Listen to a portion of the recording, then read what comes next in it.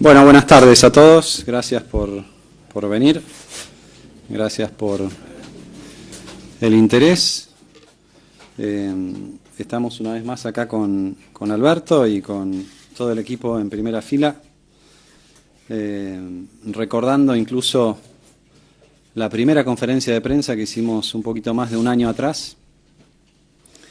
Ustedes recordarán cómo iniciamos esa conferencia de prensa. Yo les decía, venimos contentos a anunciar el final del cepo cambiario.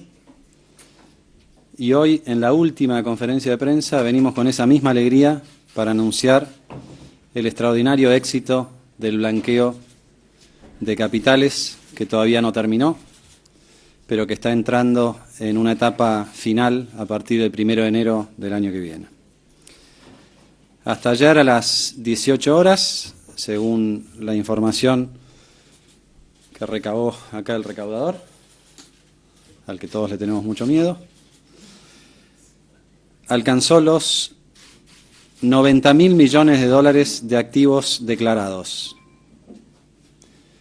1.333.000 millones de pesos de argentinos que decidieron acogerse a este programa y participar de esta iniciativa de sinceramiento fiscal. Son, hasta el día de ayer, 235.000 declaraciones juradas, lo que supera ampliamente cualquier blanqueo que conozcamos en la región, incluidos los recientes de Brasil y de Chile.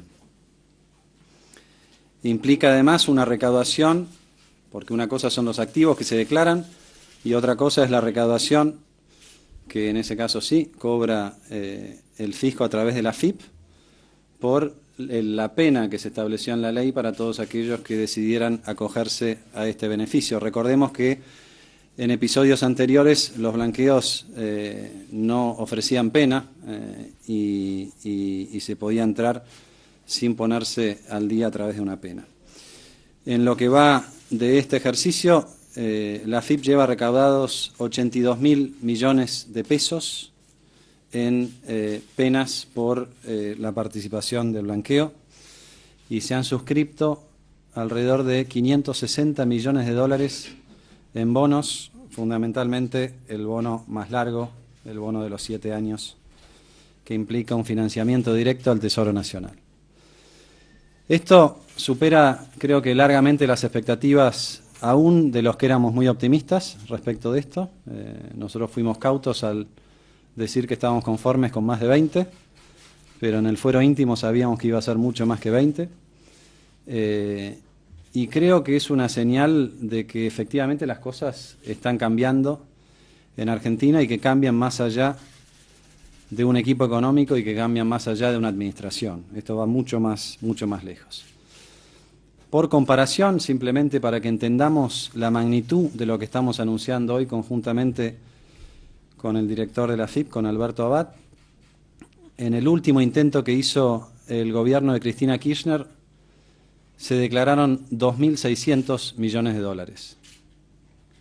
Vale decir, en este ejercicio que todavía no culminó y que todavía tiene una etapa importante, que nosotros creemos en la próxima etapa van a entrar fundamentalmente las propiedades, que hasta ahora vienen más lentas que el resto, ya se llevan declarados 35 veces más activos que en los ejercicios del gobierno anterior. Si esto no es una prueba contundente del cambio que ha habido en Argentina y de la restitución de la confianza en las instituciones, en el recaudador y en el presidente de la Nación, realmente es difícil encontrar una señal más contundente que esta. Vale como comparación el ejercicio que terminó a lo largo de este año nuestro país vecino y hermano Brasil, en el que se declararon 52.500 millones de dólares. Vale decir, nosotros ya estamos casi duplicando lo que consiguió Brasil, y Brasil es una economía, como ustedes saben, mucho más grande que la nuestra. Y lo que llevamos hasta el momento de activos declarados en este blanqueo supera en 5 veces, o casi 5 veces, los 19.000 millones de dólares en el caso de la otra nación hermana de Chile. vale decir, es muy difícil referirse al blanqueo de la gestión Macri sin el calificativo contundente de que esto ha sido un éxito indiscutible. Es sin ninguna duda el blanqueo más importante de la historia argentina y está en el ranking de los blanqueos o las amnistías fiscales más importantes del mundo. Queda la discusión de Indonesia, que en estos momentos está cerrando su propio ejercicio, pero simplemente para que entendamos y podamos comparar en términos de recaudación, esos 82.000 millones de pesos, que seguramente van a ser más, representan 1 punto del PIB. Esto supera la recaudación de Brasil, que tuvo 0,9, la de Indonesia, que todavía no está concluida, pero que ha sido quizás más importante en términos de activos, pero no tan importante en términos de recaudación, porque tenía una alícuota mucho más baja, de 0,8. Portugal 0,7, Chile 0,6, Italia 0,4 en el 2009, México 0,2. Vale decir, habitualmente cuando los países llevan a cabo estos ejercicios, la estimación de recaudación anda en el orden de medio punto del PIB. Nosotros ya estamos duplicando eso y nos falta todavía una etapa adicional. Y en términos de activos declarados, lo que es una norma internacional de alrededor de 3 o 4 puntos del PIB, los 90.000 millones de dólares que se llevan ya declarados representan en el caso de Argentina el 17% del PIB.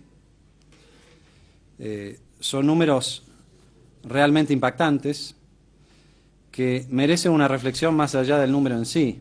Y yo puedo ofrecer alguna y seguramente después la podemos desarrollar en las preguntas y Alberto va a hacer su aporte también. Pero la primera reflexión es que esto es una señal muy contundente de confianza. Como dije antes, confianza en Argentina. Por supuesto que fue este equipo de gobierno el que vino con la idea y que desde este ministerio, coordinado con la AFIP, se diseñó el proyecto de ley y se defendió en el Congreso y lo acompañó la oposición. Pero este no es el logro de un gobierno, es el logro del cambio cultural que viene desarrollándose en Argentina desde el año pasado con el cambio de signo político. Es mucho más profundo. Es el argentino medio que nos dice queremos hacer las cosas de otra manera, ¿no? Son esos 235.000 argentinos que decidieron salir de la clandestinidad e incorporarse al sistema. Esto representa, como dije antes, 90.000 millones de dólares de base imponible que ahora está formalizada y que va a empezar a tributar, por supuesto, impuestos y que es un componente esencial de la nueva agenda de estrategia tributaria que tiene el gobierno hacia adelante. Esta idea que tenemos en Cambiemos de ir bajando gradualmente los impuestos es impensable si no vamos ensanchando la base imponible, ¿no? Y esta es la manera de tener además un sistema tributario que sea crecientemente progresivo y en ese sentido va a seguir trabajando este equipo de gobierno en los próximos años. Entonces la primera reflexión es la confianza que genera el cambio cultural que estamos viviendo en Argentina, un país que históricamente estaba acostumbrado a esconder sus ahorros y que ahora, a través de esta convocatoria, que no es barata, que se hace más cara inclusive a partir del 1 de enero, porque la alícuota pasa del 10 al 15%, y que se hace carísima a partir del 1 de abril, cuando Alberto tome las riendas de todos aquellos que no aprovecharon la oportunidad. Representa, como dije antes, un impacto muy fuerte en la recaudación y es uno de los elementos que nosotros habíamos contemplado a principio de año, no en la primera conferencia de prensa, pero en la segunda o en la tercera, cuando anunciamos las metas fiscales. Ustedes recuerdan muy bien que hay una meta de funcionamiento, que es la meta del 4,8% del PIB. Los números van a estar en forma definitiva la semana que viene, pero podemos adelantarnos y decir que estamos muy cómodos en la tranquilidad de que efectivamente vamos a cumplir también con esa meta y vamos a llegar al 4,8% de déficit fiscal este año, que es alto, que hay que ir bajándolo gradualmente, pero la manera de recuperar credibilidad es imponer una meta que logramos cumplir. Lo que ha ocurrido este año es que la recaudación, que vino más floja como consecuencia de la caída en la actividad económica, más floja de lo que esperábamos, fue más que compensada por la adhesión muy grande, como decía antes, al régimen de sinceramiento fiscal comúnmente conocido como blanqueo.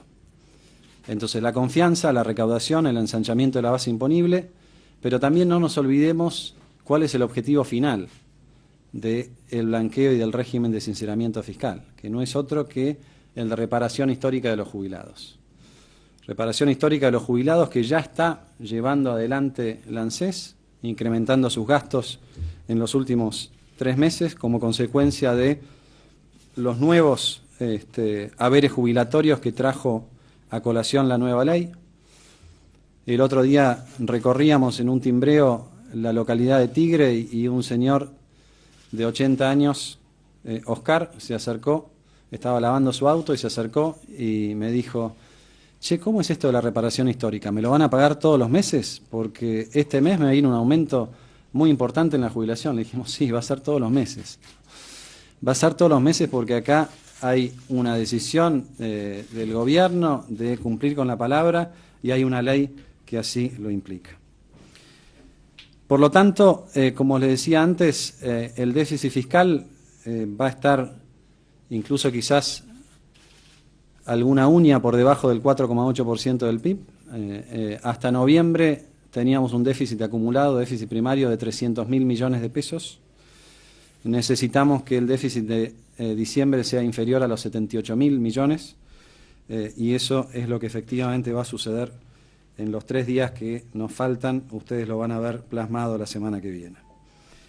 Y esto es muy importante porque cumplimos en un año complejo de transición, cumplimos a pesar de la caída en la actividad económica, que fue más profunda de lo que planeábamos, y cumplimos a pesar de la dificultad que implica gobernar con minoría en ambas cámaras, porque cada vez que mandamos una ley hay un costo fiscal adicional como consecuencia de la negociación, que no está tenido en cuenta en los números originales, pero que al final la factura se agranda, como todos ustedes saben, que ha pasado en cada uno de los casos que tratamos en el Congreso este año. Por lo tanto, la primera reflexión de hoy es la alegría, como dije al principio, de que esto que era un instrumento que también va a servir para unificar a los argentinos, porque esta hipocresía de la doble contabilidad no le hace bien al que la mira de afuera y no le hace bien tampoco al que la tiene, ¿no? Y por lo tanto queríamos efectivamente tener este intercambio con ustedes, porque entendemos que estos anuncios y este éxito del blanqueo es, por lo menos a mi modo personal de ver las cosas, el último hito de esta etapa de ordenamiento de la desordenada economía que recibimos al inicio del mandato. Esto que iniciamos, como decía, un año atrás, con el anuncio del cepo, el levantamiento de los controles de cambios que nos permitió restablecer el flujo de divisas y que nos permitió además revertir una crisis inexorable por el lado de las reservas internacionales. Ustedes vieron que ya nadie habla en los diarios del nivel de reservas, o por lo menos no lo hace con la ansiedad que lo hacía un año atrás. ¿Y eso qué es? ¿Porque se olvidaron? No, porque la caída en reservas se revirtió en gran medida porque el cepo ordenó y a partir de ese ordenamiento volvimos a integrarnos al mundo y evitamos lo que era una crisis inexorable. Después vino como segundo hito el arreglo con los acreedores en las Cortes de Nueva York, que nos permitió retornar al mercado de crédito y que ahora creo que lo estamos poniendo en su justa dimensión, a pesar de que esto fue muy valorado por todos, casi todos los espacios de la oposición, menos el kirchnerismo en el Congreso. Creo que recién sobre el cierre del año entendemos la importancia que tuvo esta herramienta, la importancia que tuvo el acompañamiento del Congreso y la negociación de este equipo económico y de la Secretaría de Hacienda, que como ustedes saben continúa en funciones. En primer lugar, el acuerdo con los holdouts nos permitió honrar deudas, que no es poca cosa. Y a partir de honrar nuestras deudas y cumplir con nuestra palabra, eso fue el trampolín para la reinserción en el mundo que pregonó el presidente Macri durante toda la campaña. Créanme que hubiese sido imposible tener una estrategia de integración al mundo sin antes resolver este tema que estaba en el primer párrafo de cualquier conversación que teníamos con cualquier referente internacional al inicio del mandato del presidente Macri.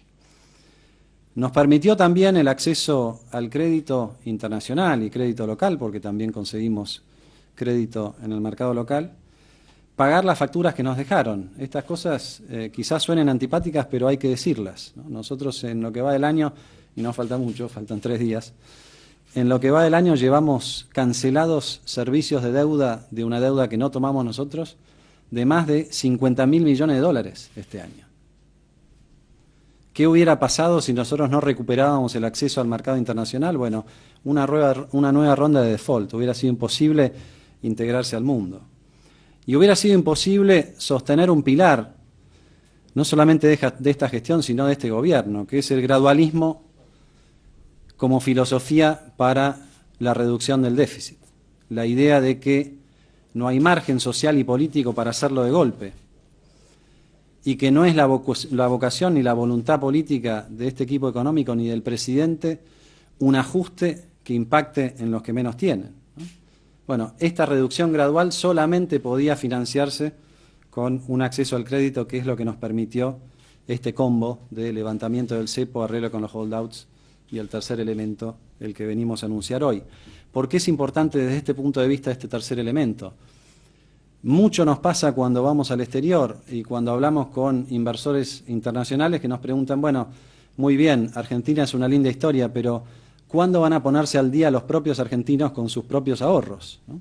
¿Por qué tengo que confiar yo en Argentina si sabemos que los argentinos no confían en sus instituciones? Bueno, acá tenemos 90.000 millones de dólares de argentinos que estaban escondidos y que ahora están declarados como ordena la ley en la FIP.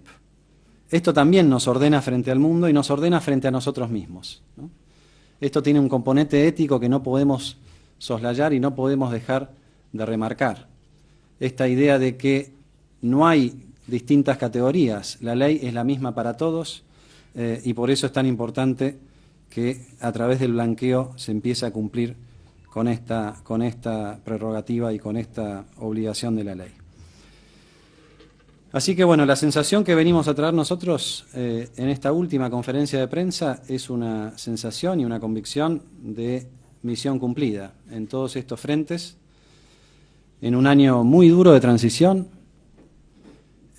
muy duro para una franja importante de la población, en la que, volviendo un segundo a la herramienta del déficit fiscal y al gradualismo fiscal, la política fiscal, que quede muy claro, durante el 2016 estuvo al servicio de los más débiles, porque ahí fue donde incrementamos el gasto, cuando decían que no íbamos a tener, que íbamos a achicar los planes sociales y demás, los incrementamos y llegamos, incluso los hicimos más extensos.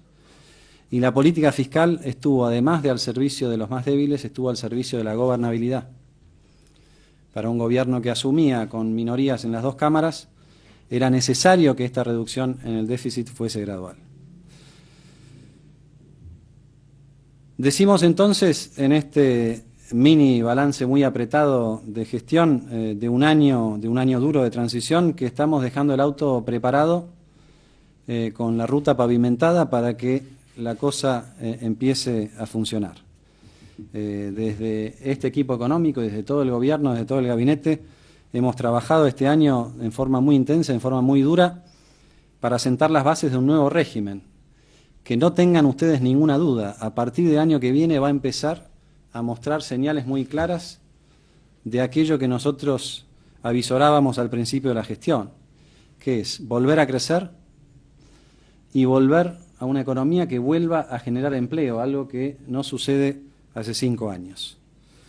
Sabemos lo duro que fue para una franja muy importante de la población el primer semestre del año, lo sabemos muy bien. Sabemos el impacto que tuvo en el bolsillo de los asalariados y los trabajadores, los aumentos de precios de los primeros meses del año. y también el impacto que tuvo en las expectativas la caída en la actividad económica en esa primera mitad del año. Pero también entendemos y agradecemos que ha habido una gran comprensión por parte de la población, mucha paciencia y mucha confianza en que estos pasos eran inevitables para aspirar a algo mejor, que es el mandato que efectivamente tiene Cambiemos y que es lo que nosotros estamos percibiendo al cierre del 2016. Como dije antes, no lo dije antes, lo digo ahora, perdón, bajamos la inflación a la mitad en el segundo semestre respecto del primero. Los números de actividad económica, que son malos durante buena parte del año, empezaron a mostrar un punto de inflexión hacia el tercer trimestre. Cuando ustedes ven los números del INDEC, en el tercer trimestre la actividad económica cayó solamente un 0,2%, venía de caídas muy fuertes a partir de la segunda mitad del año. El número que publica hoy el INDEC de actividad económica mensual para octubre muestra una variación igual a cero, vale decir, se ratifica que aquello que se insinuó en el tercer trimestre del año se está efectivamente constatando y confirmando en el primer mes del último trimestre del año, octubre. Muchos de los indicadores que tenemos hasta ahora del mes de noviembre, y permítanme que les lea algunos antes de que empecemos con las preguntas, por las dudas que las preguntas las quieran hacer acerca de los despachos de asfalto, por ejemplo, ¿no?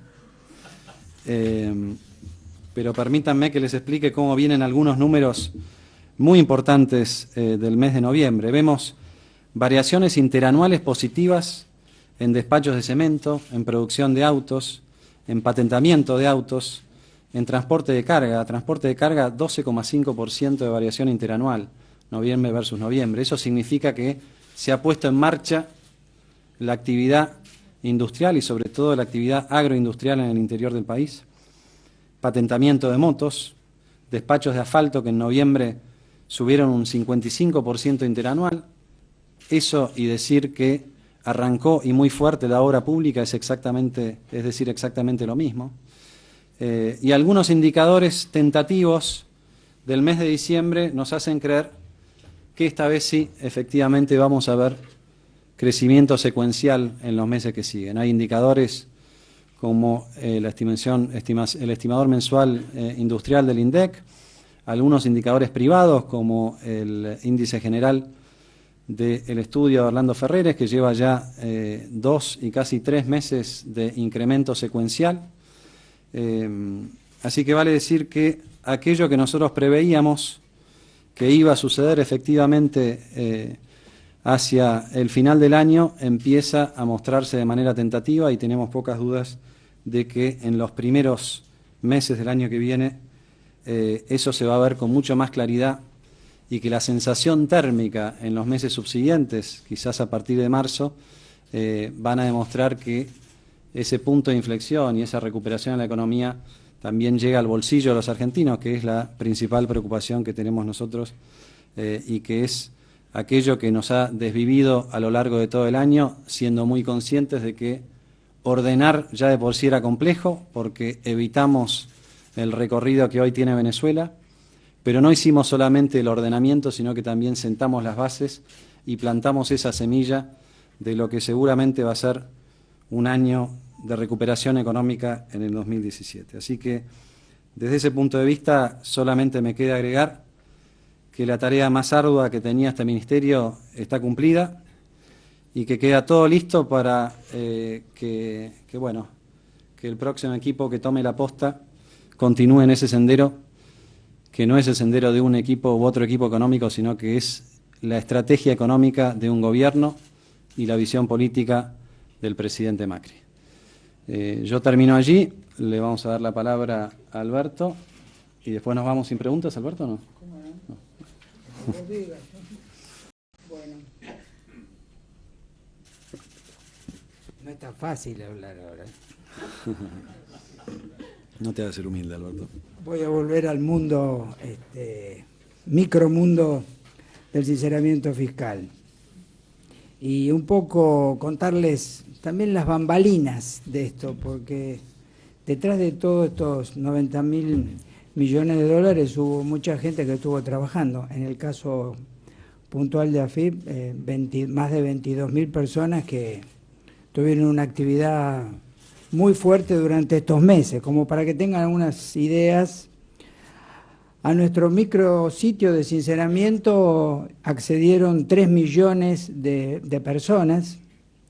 Hubo 3.300.000 personas que también accedieron al espacio donde nosotros le informábamos acerca de lo que sabíamos de este contribuyente. 20.000 consultas presenciales, o sea que detrás de todo esto, además de la web, hay este músculo que estuvo trabajando fuerte. Hubo un contexto internacional que también nos fue amigable, es como que en un momento dado se nos alinearon todos los planetas. En septiembre vimos que Uruguay se adecuaba al mecanismo internacional de intercambio de información.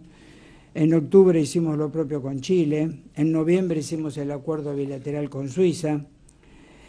A fines de diciembre estuvimos en Brasil y como cierre este intercambio de información con los Estados Unidos, que prácticamente era una situación impensada por un conjunto de circunstancias, por la rapidez con que se hizo, por el interlocutor con el cual teníamos que negociar esto y por la posibilidad de tener un acuerdo automático de intercambio de información que a los remolones de la segunda ola creo que los va a motivar para la tercera ola, porque el costo diferencial de 5 puntos contra un costo de 100 puntos es un indicador que todavía pesa en el mundo de las finanzas. Algunos otros datos. Nosotros, por ejemplo, tomamos datos de bases públicas sobre argentinos que tenían propiedades en el exterior. En el caso de Estados Unidos se identificaron 1.700 propietarios. ¿Y con qué nos encontramos? Que al día de hoy el 70% de estas personas que encontramos, y como corresponde le mandamos una correspondencia, primero de felicitación por poder tener un inmueble en el exterior, y después de convocatoria para que lo regularizaran, el 70% contestó en ese sentido. O sea que la inducción funcionó bastante bien. La aplicación que hicimos, que fue revolucionaria, porque es la primera vez que hay un aplicativo que es online, o sea que uno no hace una presentación en un formulario y paga, sino que esto va a estar abierto hasta el 31 de marzo, implicó 3 millones de accesos y 240.000 declaraciones juradas. Y un dato que no es menor, 112.000 cuentas bancarias abiertas y 22.600 pagos desde el exterior. Y me voy a quedar 2 segundos en las 112.000 cuentas bancarias abiertas, porque ¿qué reflejan? Y esto es un poco continuando una visión un poco más sociológica, digamos así, de este sinceramiento fiscal. Que acá se rompió, algo cambió en la Argentina, lo comentaba Alfonso.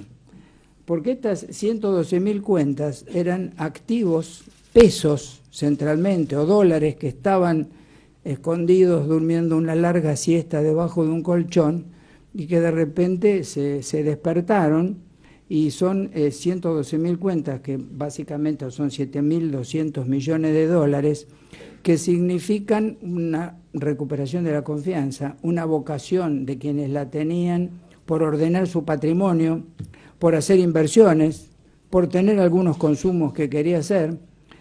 Y esto es una señal muy importante para todos nosotros de que se abre una nueva etapa. Y una cosa adicional que no es menor, también permitió ordenar patrimonios familiares que estaban en una zona de riesgo y que mucha gente pudo a partir de esto reacomodar el futuro de sus familias y de sus hijos, que desde el punto de vista sociológico vale mucho.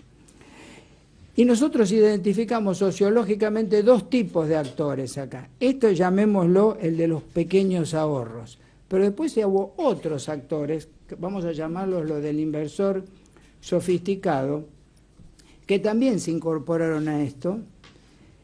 Creo que por varias razones. Primero, por un problema de riesgo, esto que estuvimos hablando de de lo que pasa en el resto del mundo con el intercambio automático de información, y una señal que vale la pena: hay una nueva institucionalidad global con el tema impositivo.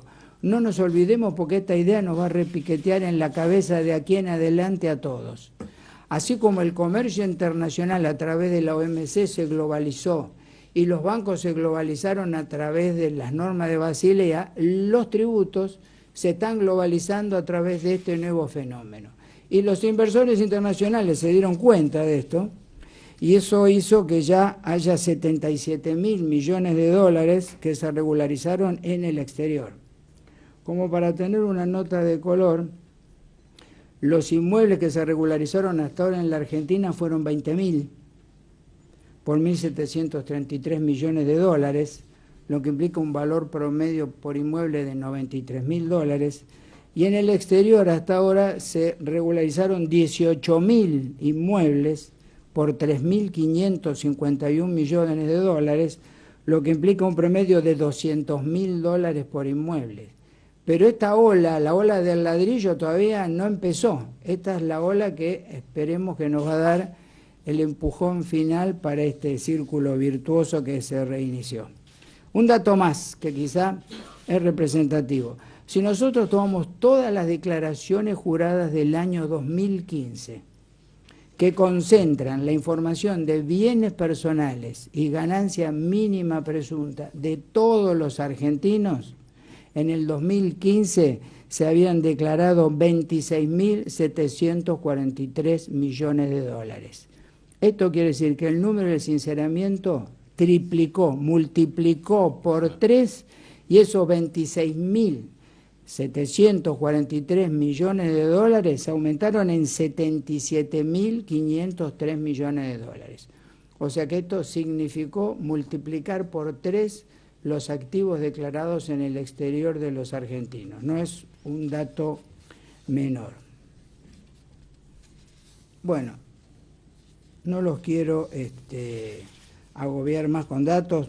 3 datos que en alguna medida ya los comentó también Alfonso, en lo que significó respecto de otros procesos de sinceramiento, y no solo en montos, los 4.700 millones del 2009, los 2.600 millones del 2015, sino que de 34.000 o 15.000 presentaciones subimos a 234.000. O sea que no es solo un tema cuantitativo, sino que es un tema cualitativo. Yo aprovecho para destacar que creo que los argentinos estamos ante una oportunidad histórica, en el sentido de que la confianza demostrada por los pequeños inversores, los medianos y los inversores sofisticados pone arriba de la mesa para la economía argentina,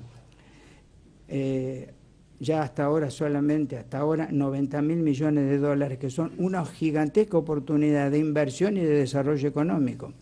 Entonces ahora el desafío también lo tenemos nosotros desde el gobierno, lo tiene el sistema financiero y lo tiene el mercado de capitales, que son los que tienen que tomar esta posta para convertir este blanqueo en un proceso superior de inversión y de desarrollo. Y nosotros estamos convencidos de que no es solo responsabilidad del gobierno, es fundamentalmente responsabilidad del gobierno, pero que esto se vuelque a la economía y sobre todo a mayor igualdad de oportunidad para todos los argentinos es realmente una construcción colectiva. Así que estamos muy satisfechos de haber compartido con Alfonso este proceso y la posibilidad de haber logrado esto. Gracias. Gracias, Alberto. ¿Qué les parece? No sé. Buenas tardes. Gonzalo Asís de TN, Canal 13 acá. Hola, Gonzalo. Buenas tardes. En el año 2004 se nos dijo a los argentinos que la República había hecho el canje de deuda más beneficioso de la historia argentina, 2005. Y ese año el presidente Néstor Kirchner lo echó al ministro Roberto Lavagna. La pregunta concreta es, se nos está contando que la República Argentina está haciendo en este momento el blanqueo de capitales más importante de la historia argentina y se nos plantea un escenario de reactivación económica que supuestamente en los próximos meses va a dejar sus primeras evidencias. ¿Por qué entonces el presidente Mauricio Macri le pidió la renuncia al ministro de Economía. Yo pensé que las preguntas iban a ser sobre blanqueo, pero bueno, parece que hay que cambiar el switch. Bueno, ya que me das la oportunidad, Gonzalo, ya que estamos cambiando el tema, lo primero, quiero aprovechar esta plataforma para agradecerle personalmente al presidente. Ya lo hice ayer, como ustedes saben, pero aprovecho ahora para hacerlo una vez más. La confianza que me dio durante todo este tiempo y la oportunidad de trabajar con gente como Alberto, con mis colegas de gabinete y con todo mi equipo que me acompaña hoy y al que también le agradezco estos casi 400 días de trabajo intenso. Como ya lo hemos explicado y lo han explicado otros miembros del gabinete, Gonzalo, no hay que buscar un parangón ni buscar razones que no están. Esencialmente la razón de mi salida la explicó muy bien ayer el jefe de gabinete, no hay que agregar nada más. Había diferencias muy concretas en el funcionamiento del equipo y desde ese lugar es que yo doy el paso al costado y mi salida está interpretada desde ese lugar y no desde un lugar de discusión o de dudas o de diferencias respecto del rumbo al que estamos yendo. El rumbo es exactamente el que nosotros habíamos planeado incluso antes de asumir. Los pasos se fueron dando en ese mismo sentido y los resultados, si bien algunos llegaron quizás un poco más tarde de lo que algunos esperaban, están también empezando a verse con muchísima claridad. Entonces, me parece que no es adecuada la comparación por una cantidad de razones, pero en todo caso, ustedes vieron la foto de ayer, ¿no? La foto de ayer es una foto en la que hubo un encuentro muy cordial con el presidente, que tuvo la gentileza de invitarme a almorzar con él y con la primera dama, a interrumpir sus vacaciones, donde hablamos de muchas cosas y hablamos también de cómo sigue la cosa, ¿no?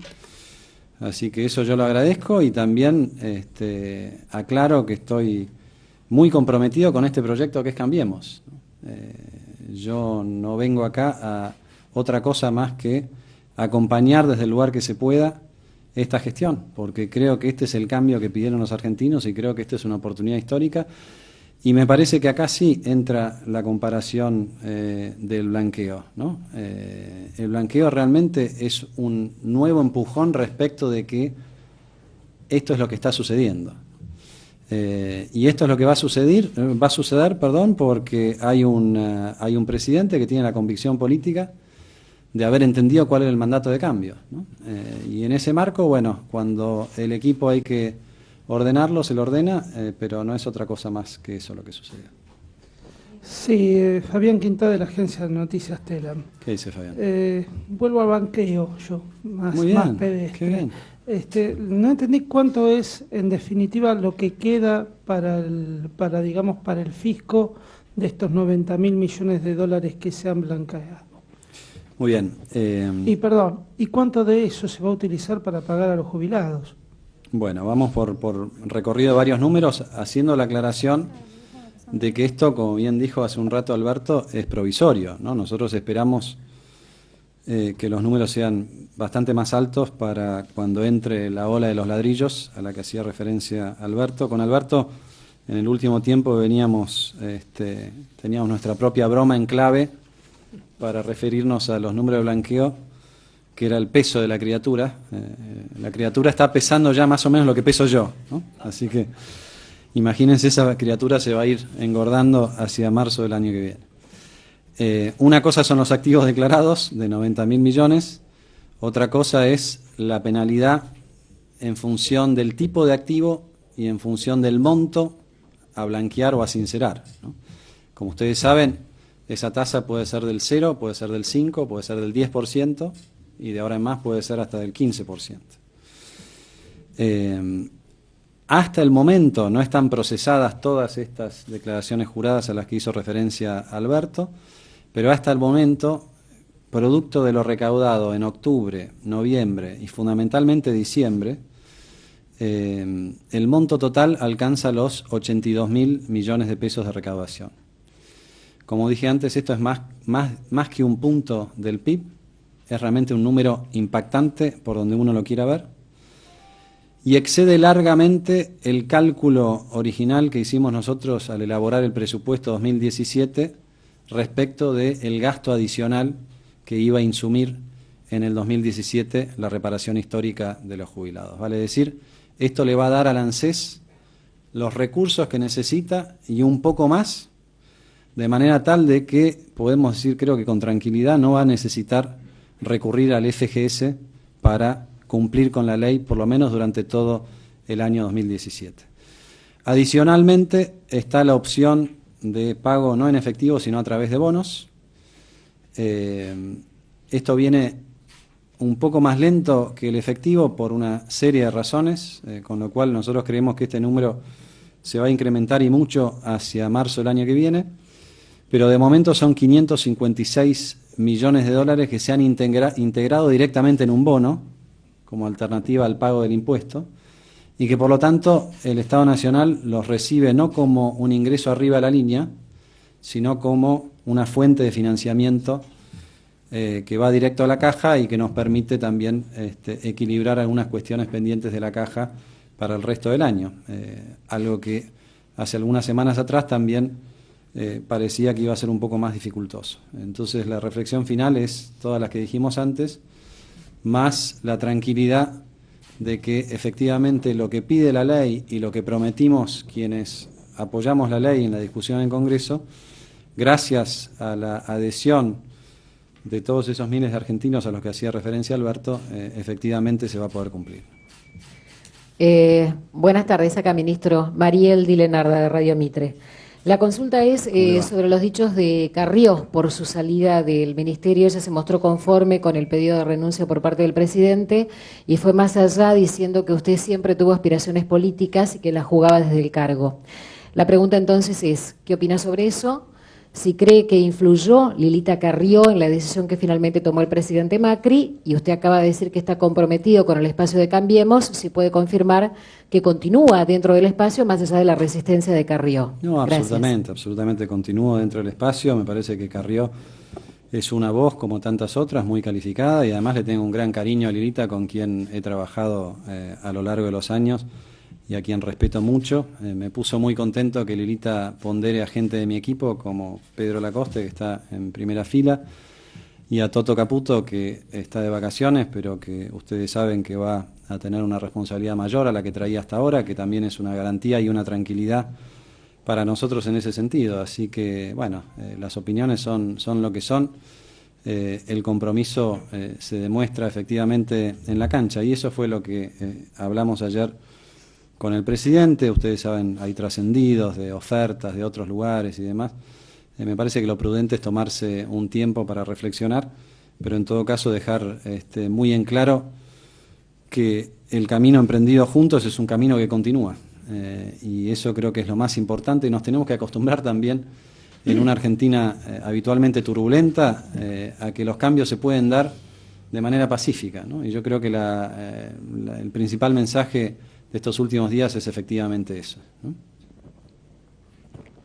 Ministro, Horacio Serafini, de La Voz del Interior. ¿Qué dice Horacio? Concretamente quería saber, ¿usted le presenta la renuncia al presidente y el presidente se la acepta, o es el presidente el que le pide a usted la renuncia? Por un lado eso, y en segundo lugar, usted durante este año un poco... No, solamente con relación a que su salida va a suponer un desdoblamiento del Ministerio de Economía, y durante todo este año se dejó entrever que no había una centralidad en el manejo de la política económica. ¿Qué opina del desdoblamiento del Ministerio?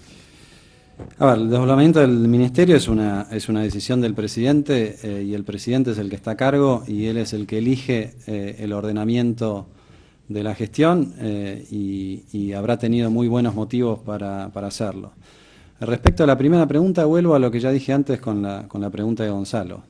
La foto del presidente con su ministro saliente almorzando en un momento de distensión en el sur no es la foto de un renunciante ni de un renunciado, es la foto de dos personas que intentan encontrar cuál es el mejor espacio hacia adelante. Y eso creo que es lo que hay que mirar y eso es lo que hay que ver.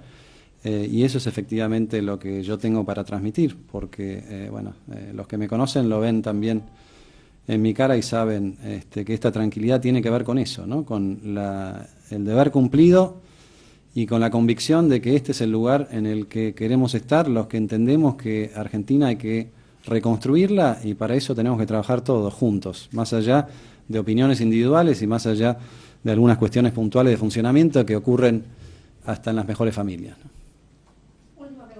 Sí, buenas tardes, ministro. Roberto Pico, de la agencia de noticias DIN. ¿Qué dice Quería Roberto? consultarlo si nos puede dar precisiones acerca de quiénes son los funcionarios del actual Ministerio de Hacienda que permanecerán en su cargo o que han presentado la renuncia, y también obviamente incluye al doctor Abad, al jefe de la AFIP, si ya continúa o qué va a pasar. Me estaba diciendo Alberto que después del éxito de Blanqueo va a presentar la renuncia, pero no sé si... Segundas partes nunca fueron buenas y yo ya voy por terceras o cuartas. No, simplemente para que se entienda, mañana vamos a tener una reunión con Nico Duhovne acá en el Ministerio. Yo, por supuesto, estoy en contacto todos los días con Toto, que además es un amigo personal. Y bueno, efectivamente lo que vamos a ver es la posibilidad de cada uno, sobre todo Nico, que es nuevo en el equipo, tendrá alguna persona, pero la vocación es que los que están para seguir y que puedan hacer un aporte sigan, ¿no? Con excepción de mi amigo del alma Pedro, que se viene conmigo, ¿no? Perdón, una sola aclaración para el compañero periodista. No tires una bomba, Alberto. No, le voy a hacer una devolución. En los diarios de ayer o antes de ayer, no sé si usted los ha leído, joven, salió una nota por la cual hay un decreto presidencial que yo tengo un mandato por 4 años más, porque tengo un régimen distinto, y ese mandato se encabalga con el primer año del próximo presidente. Lo que no significa que yo tenga estabilidad, pero hay un esquema normativo que prevé algo parecido a eso. No, ni está garantizada la estabilidad emocional tampoco. Sí, emocional está garantizada, la otra no sé. Muy bien, muchas gracias,